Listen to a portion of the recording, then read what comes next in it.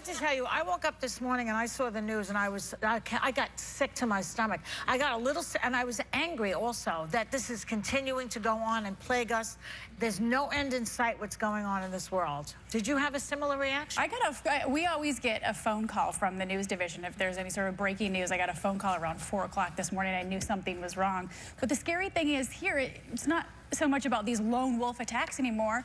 The fact of the matter is there are probably hundreds, if not thousands, of terrorists that are embedded in communities, which is scary. I've been saying this for a while. It's not official, obviously, for the government to say, but we're in kind of a world war situation. Yeah. It's everywhere, and we need to definitely see what's going on and what's coming out of our mouths to fuel the fire. And people have been saying that for a long time, that we are at war, with, I don't want to say at war with the Islamic faith, but we certainly are in a war with terror. And I am just tired of seeing this over and over and over and over again.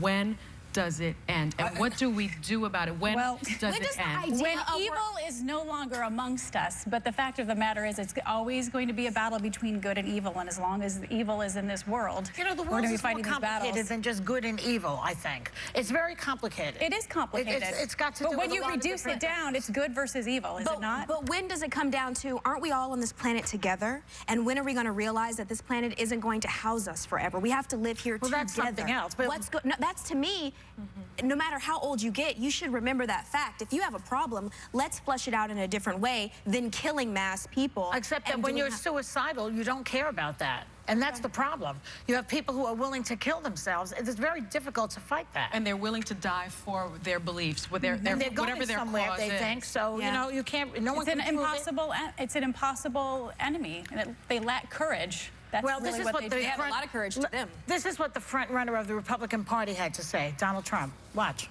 Well, I'd be hitting ISIS so hard, and I was not in favor of Iraq, and I was not in favor of a lot of things, but with ISIS, with the chopping off of the heads, and this is ISIS-related, as of course, you've got to hit ISIS so hard, and you've got to take them out and not play tiddlywinks like we're playing right now. I would use maximum interrogation technique. I would use waterboarding, and I would try and expand the laws so we can go beyond waterboarding. Okay, so he wants to waterboard people, which a lot of people, including, terrorism experts, say does not work. He wants to close the borders. He doesn't want any refugees coming in, just in case there are a couple of terrorists mixed in there. He wants to get tough on ISIS. He doesn't say how exactly, as if other things have not been tried. What do you think about these comments? I'll be honest. I went to law school because I want justice in our world and peace in our world, and it's sort of my moral compass is always on the side of justice. And I am so tired of seeing this senseless death.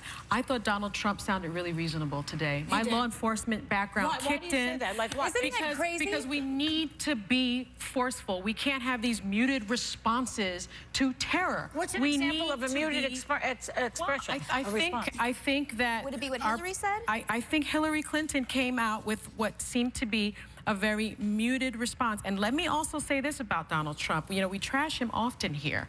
Bottom line is, in January, and you've been saying that, I've been Raven. saying that. In January of this year, he said Brussels was a hellhole, and this is an interview with Maria Bartiromo on, I believe, CNBC. I could be wrong about that. He said there is something going on, Maria, and it is not good, talking about Belgium, where they want Sharia law, where they want this, where they want that. You know, there has to be some assimilation. There is no assimilation. You go to Brussels. I was in Brussels a long time ago, 20 years ago, so beautiful. Everything was beautiful. Now it's like living in a hellhole. Okay. He said that in January. Okay, so and he also was right about, the fact that we went into Iraq, which was a huge mistake and part of the problem. He was right. So he's right on a couple of things. So his foreign policy isn't so outrageous. You know what, we were talking about this in the makeup room. Did we ever think that Donald Trump would be the voice of reason? I think his reputation and the fear that so many people have of him is that he's got the nuclear code. He's got his finger on the button. Yeah. But I mean, yesterday he came out with NATO and said, let's not be an interventionist corrupt country. Let's not go where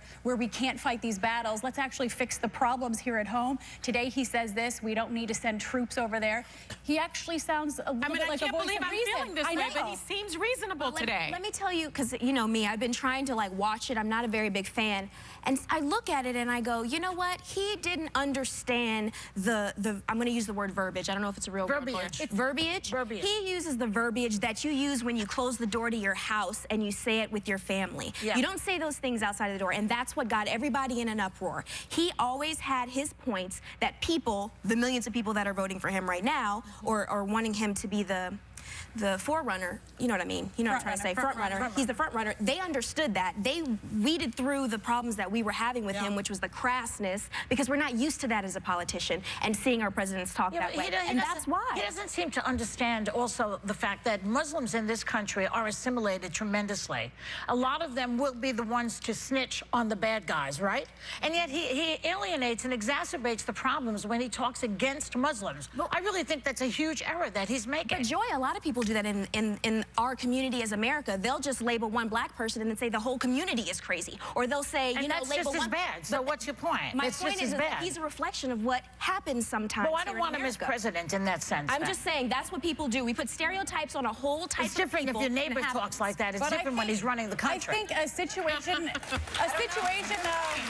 That's a valid point. I mean, I'm afraid of him a little bit. But Hillary, let me say what Hillary said. This morning, she agreed that border security is a priority, but warned against isolating an entire religion. That's what I'm saying. So which candidate makes you feel more secure, Hillary or Trump? I think a lot of people are waking up today and they're saying, you know, what Trump is saying kind of resonates with me. He tweeted, he said, do you remember how beautiful and safe a place Brussels was? Not anymore. It is from a different world. The U.S. must be vigilant and smart. Criticism in Brussels right now. January. And when he was on GMA today, he wasn't just talking about President Obama. He was going back 15 years, and he said presidents. He wasn't just casting 15 years ago was when we invaded Iraq. Exactly. Hello. Exactly. Uh-huh. But I'm just saying the fact of border security, and that's what he has preached, is not necessarily just building that wall, but border security and securing the borders. He didn't know how to say it to make everybody. But Raven, he did know how to say it because he said it in the most bigoted way he could possibly say it, and that's the problem that I've always had. It's sort of the bigotry and the misogyny. But somehow this morning, and I'm terrified that I feel this way, he sounded reasonable to me. His message resonated. Okay, let me ask you something. You wake up in November to President Trump. How do you feel? I just can't even, I can't even go there in my head. I Go can't there. even go there. You just gave him a Valentine this morning. How do you feel?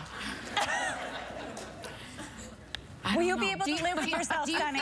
Do you feel secure in your country? Do you feel like you're safe in your country? Do you feel like all your needs are being met in the government-wise? Not take away him and what he looks like and everybody's making fun of him, which I think is rude and disrespectful. But let's take his policies. Would you feel comfortable living in a place that has a big wall and, you know... Really quickly. No, Really I quickly. wouldn't. We got to go. No, that's it? She said the big wall in Mexico you're talking about? that and all no. They're flying in. People are flying in. They're not climbing over the wall. Exactly. This is another thing he keeps saying. Exactly. It's irrelevant. Exactly. Listen,